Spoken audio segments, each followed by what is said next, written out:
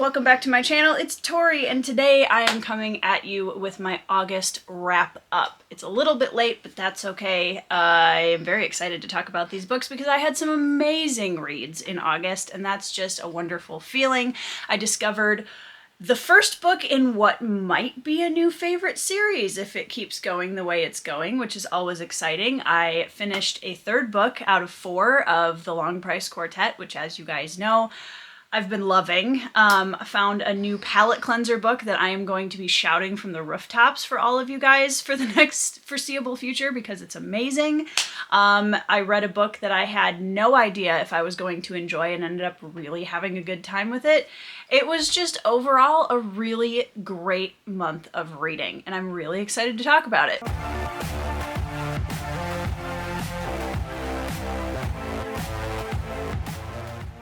The first book that I read in August is Down Below Beyond by T.A. Bruno. This is a sci fantasy story about Lavort Atra, who is a prospector. He goes to different planets and salvages to see if he can find anything that is sellable to get him through a few more days. So he's obviously coming from an impoverished point of view. He's having a hard time, and the only person that shares this life with him at this point is Beifo, his best friend. Now, this book really surprised me. It was my first read from the author. I have had one of his other books for a while, but man, was I surprised by this. And not in a way that I didn't think it was going to be an enjoyable read, but I just was shocked at how much I loved these characters. They were so good. I expected them to be good. They ended up being great. This story has such an amazing motley crew of characters, and one of the things that T.A. Bruno does impeccably well is creating alien species and the cultures that they come from. It is so distinct and so engaging and so interesting to read about. The characters wiggle their way into your heart very quickly. I was invested so fast in some of these characters within sentences. It's also a book that really explores relationships and how they can be different than we originally believed them to be, how they can change over time, and what real friendship actually looks like. So, if you want to see my longer review of this book, I do have a dedicated video review for Down Below Beyond, which you can watch up here, that is primarily spoiler-free. But overall, if you are looking for a fantastic sci-fantasy palette cleanser book that has some incredibly endearing characters, great themes, and really hard-hitting emotional moments, highly recommend this book. It is definitely going to be on my favorite indies of the year list for sure. I absolutely loved this, and I'm looking forward to reading more of T.A. Bruno's books. The next book that I finished was the third book in the Long Price Quartet, An Autumn War. Now, it was interesting because this book takes a little bit of a more warlike and violent turn than the previous 2 books, and I say violent on a larger scale, because obviously there is violence in the first 2 books, but in this third one, we really are experiencing it on a more vast scale over a much bigger area. The view kind of pulls back on this book, and we are given more of a large picture view of the different countries and the conflicts between them. And shockingly, should not be a spoiler based on the title, there's a war in it. We are seeing once again these characters that we've been following, many of them from the first book, and what I love so much about this series is that it's an incredibly deep character study on the decisions that we make over a lifetime, how they affect us and the people around us, and the consequences that our decisions early in life have later in life. There's so much here. I feel like I could reread this series so many times and get something new out of it every time, get a little bit deeper every time, and I really love that about it. And it's not the type of book where I feel like you can only appreciate it on a reread. There's so much there that you could explore themes for years in this series, and I just think that that is such a fun aspect to a book like this, that it's so layered that you can come back and read it over and over and over again and still find things that are interesting and new things to explore. I really, really love Daniel Abraham's female characters, especially in this book 3. There was a character that I loved in book 2 that kind of is brought even more to the forefront in book 3, and I just loved her. There's the themes of parenthood especially are incredibly deep in this 3rd book, and there were so many conversations between the characters that just took my breath away. They were so deep and so profound that I went back and often reread some of the sentences and just pondered on them for a while. It takes a lot for me to really slow down that much and delve in farther and really enjoy kind of picking apart each sentence, because that's just not something that I feel the need to do most of the time. And in this book, I have just really enjoyed the experience. Prose is something that is a little tricky for me. I want it to be well written, because I've read some books where the writing is very amateurish, and it does definitely pull you out of the story. But I also don't like leaning too far the other direction, where the prose is very purple and very dense. And what I love about this is it is a little bit more of a rich prose that every sentence means something and matters. And I think that it's been a good experience for me to read a book that I'm enjoying so much that allows me to expand my appreciation of prose and reading a little bit more deeply. And I love that this is doing that for me right now. This is a very unpredictable series, and I feel like the magic system is one of the most unique I have ever read.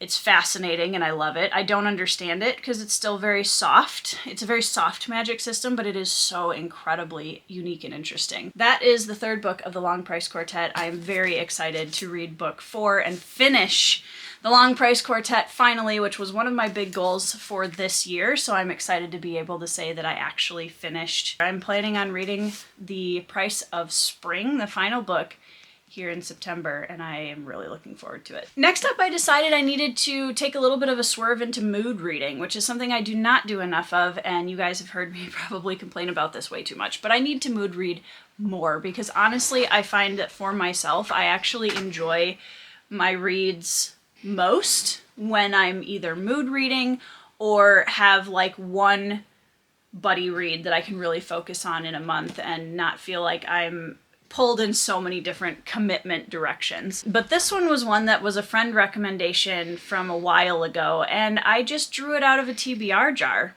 and was like, you know what? Let's do this. That'll be fun.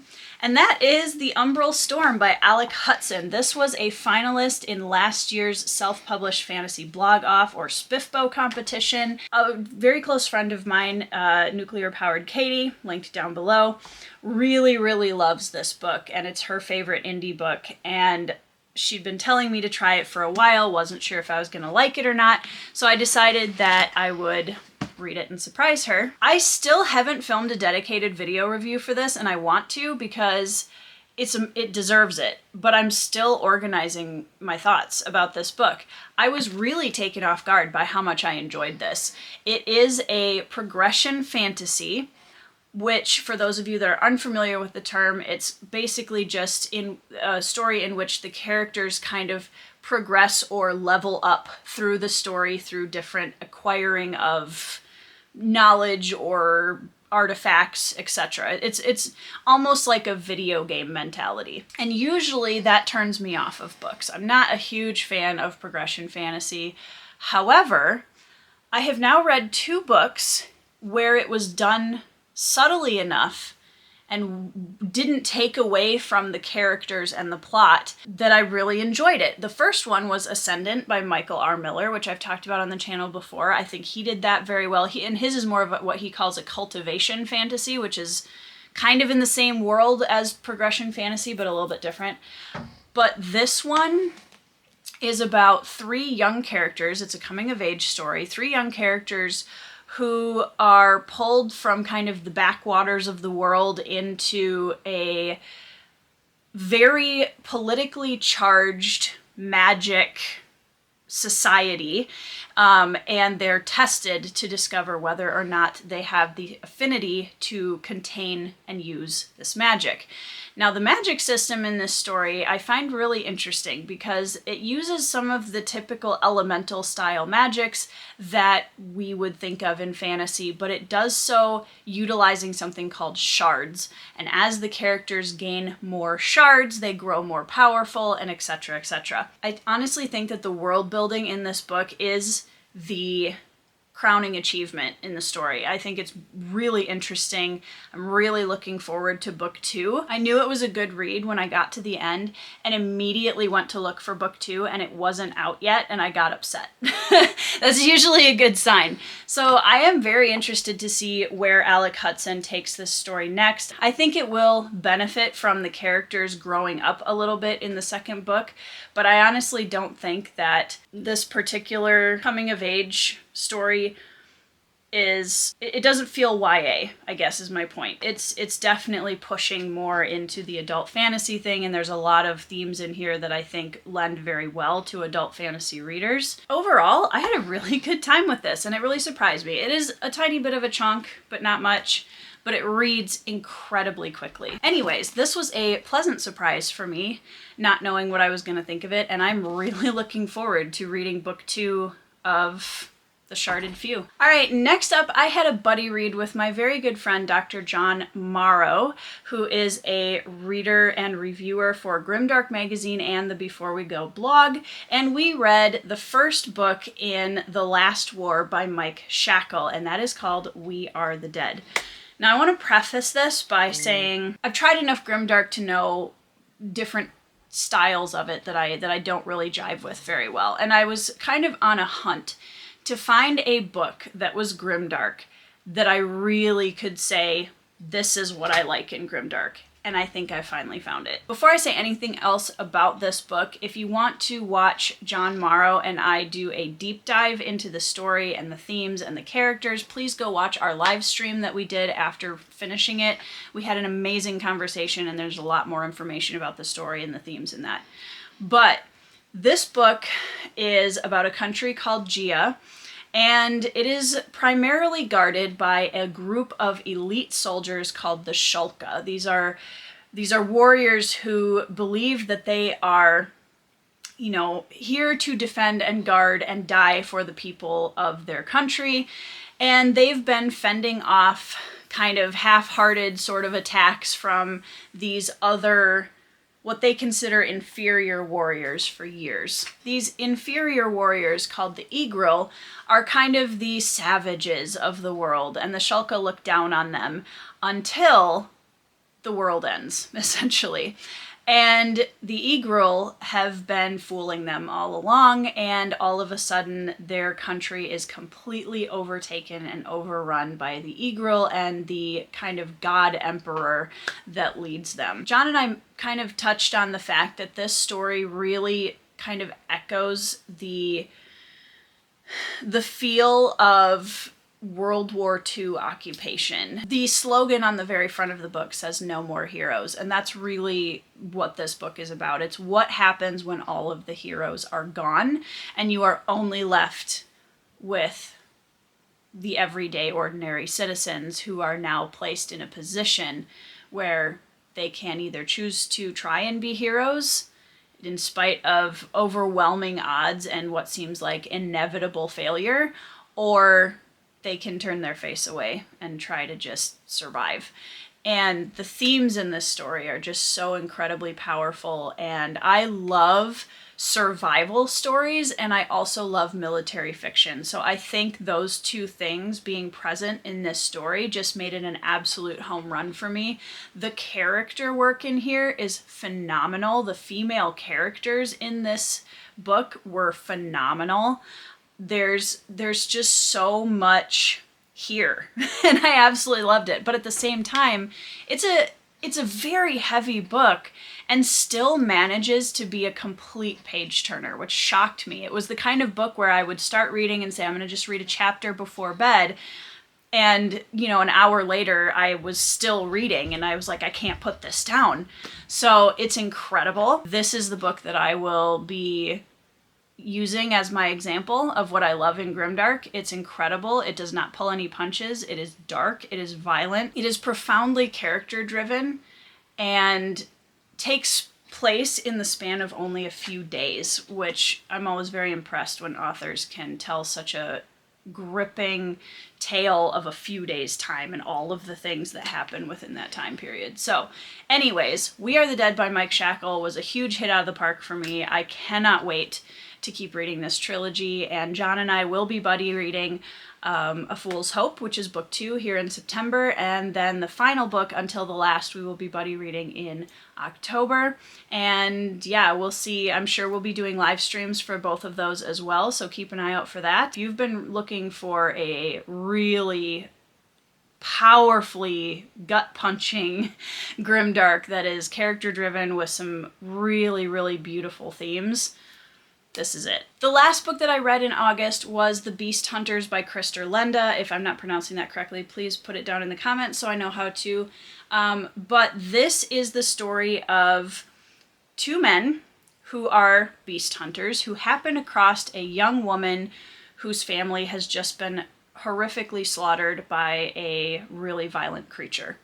And I have never read The Witcher, but this gives me, I know a lot of people said that they wish that The Witcher was more actual beast hunting. And I think if that's what you're looking for, that this definitely has a lot more of that in it. There's a lot of creature lore in this book that I found really interesting. Krister has done a great job really delving into these creatures and coming up with their history and, you know, how to repel them. And there's a glossary, a bestiary at the back of this book. It was a really fun read. As you can see, it's very short. So if you're looking for a creature-focused palette cleanser, it kind of also turns into a murder mystery, which is cool. I think my biggest critique of this book is that I really liked the two main characters who were the beast hunters, Kendrick and Topper, but the young woman that they rescue who kind of gets folded into their group, I wasn't a giant fan of her part of the storyline, if that makes sense. I had a harder time with her, and I don't know. This book definitely rushes along at a very, very quick pace also, which may or may not work for whoever is reading it. For me, it did feel a little bit rushed, but there are some really, really cool character moments in here and some really neat exploration of magic and creatures. So overall, had a good time with this one. And then I moved on to my final reads of the month, which were not books. They were comic books. Now, I don't read a ton of comics, and I want to preface everything I say about this with that. I'm also going to make the disclaimer that my husband and I did a lot of research prior to this, looking for where in the Marvel-verse do we start?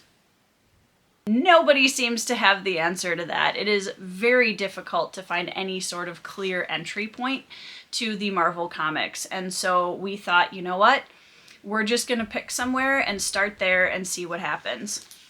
Now, I love reading graphic novels, and I've read more of those, I think, than I've read comics, but I have read comics before, so I'm not unfamiliar with the format of storytelling, and I really enjoy it when it's done well. Yeah, I didn't love these, I'm gonna be honest, and that was hard for me because Wolverine is one of my favorite characters to read about, to watch on screen. That made me very sad because I do think there's a lot of really cool elements in this, and the artwork for the most part is really beautiful. Some pages where the artwork got so busy that it actually kind of hurt my eyes.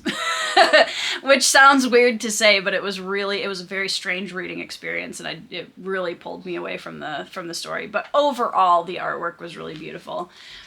The problem with this is I can definitely tell that there are things before it that would be helpful to know, but I also feel like you shouldn't have to have years and years of experience with hundreds and hundreds of copies of different comic books in order to get some enjoyment out of the story. Even if there were things that were confusing in this, I think I wanted to find that the story within this arc was still something I could enjoy, even though I might have to give or take a few things that I hadn't read or didn't know. But this was just a giant pile of confusing all the way through, and that's even with a character that I am much more familiar with than a lot of the others in the Marvel-verse. So I was like, ooh, this isn't boding well.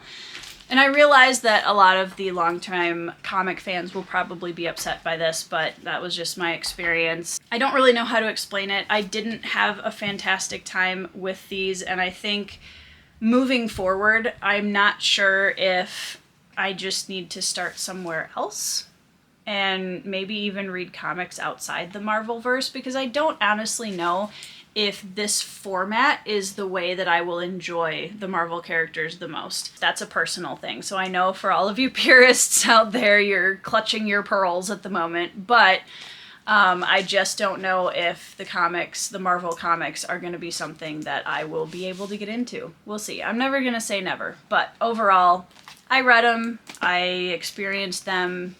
There were a couple of moments, but overall I had a hard time getting into these. So the month just, there was a little bit of a nosedive at the end there, but that's okay. I'm glad that I tried them and I experienced, again, a different mode of storytelling from what I usually read. As you can see, I was reading a lot of fantasy and thicker books and stuff this month, so we experienced it. I had a really good time with my reads in August. I'm even more excited for the reads going into September. We're going to be finishing LPQ. We're going to be reading some more of Mike Shackle's incredible trilogy, and we'll just see where it goes from there. I'm very excited. It's going to be a fun time. I overall had a great month of reading, and I would love to hear about yours. So go down in the comments below. Let me know what your favorite book of August was, what you read in August. Let me know what you liked, what you didn't like. I hope that you are having a fantastic week. I hope that you are reading 5-star reads, and I will see you in the next video.